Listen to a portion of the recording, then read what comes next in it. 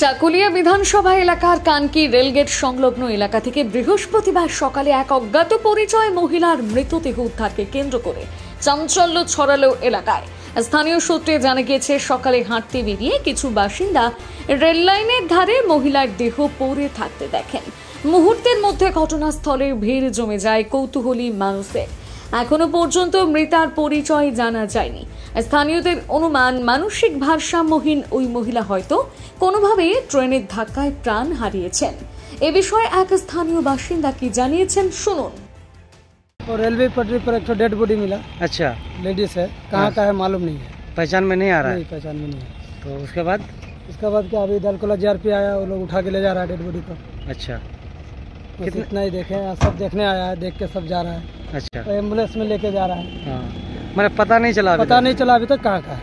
Rail में ही cut के ये हुआ। रेल में एक्सीडेंट हुआ। अच्छा, कौन सा जगह है ये कानकी रेलवे गेट है। रेल गेट है। हाँ, कानकी रेल गेट।